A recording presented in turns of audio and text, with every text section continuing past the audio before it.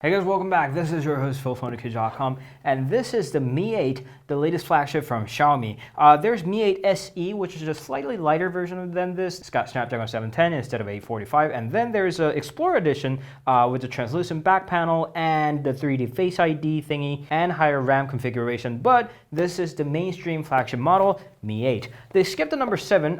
There was Mi 6 and then no 7 but 8.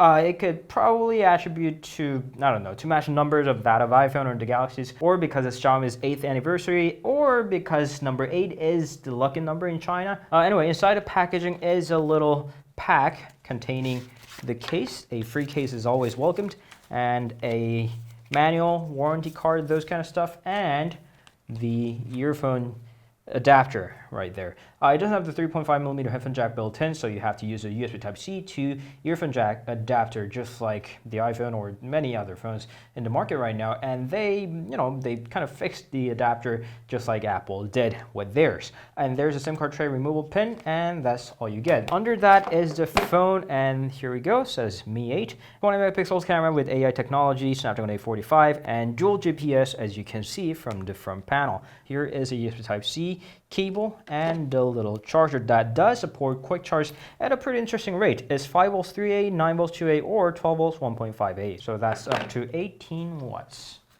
Now, the Mi 8 might not be the most powerful phone in the market, not like the largest, not with most amount of battery, but at least on the paper, it's a very well-equipped phone at a pretty reasonable price. The right-hand side's got power key, volume rocker, and under there you get USB Type-C port, speaker, and left-hand side you get the dual SIM card tray, unfortunately without microSD expansion. On top you got the secondary microphone, and that's pretty much it. Now what you see right here is 6.21 inches of Full HD Plus OLED panel from Samsung, HDR10 and DCI-P3 capable, Snapdragon 845 octa-core processor, 6 GB of RAM, and 64, 128, or 256 GB of storage of your choice. The system you see right now is MIUI 9.5 based on Android 8.1 Oreo, so that's pretty recent. And just like you've seen, there is a little gesture control, so you can choose between the normal soft buttons right here, multitasking home back, in which you can change the order, or the full screen gesture. You can swipe up to go home, swipe and hold for multitasking, or swipe from either side to go back. They put a lot of effort in camera department as well. It's got dual 12 megapixel cameras,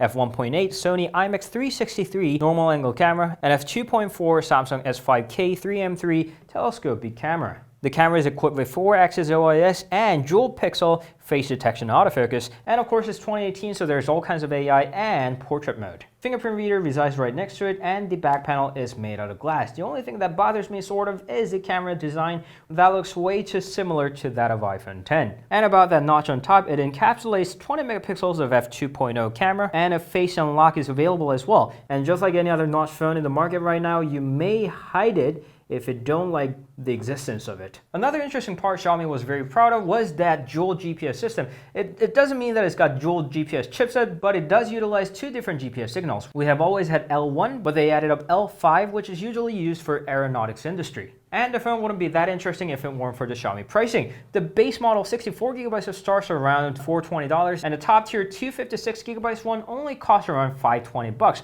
I know that's not a small amount of money, but compare that to Galaxy S9 Plus, LG G7 ThinQ, or of course the iPhone X. This is only a fraction of that of iPhone X. So that's a new flagship from Xiaomi, Mi 8. We'll have to spend some time to figure out how it performs in real life. DxOMark Mobile has given a pretty impressive score on the camera. We definitely have big hopes for it, and that 3400 mAh battery, we are looking forward to test that. We'll get back with the review very soon. If you have any questions, please leave them down in the comments. You can always meet us on Instagram, Facebook, Twitter, and Google+, of course. We'll see you guys later.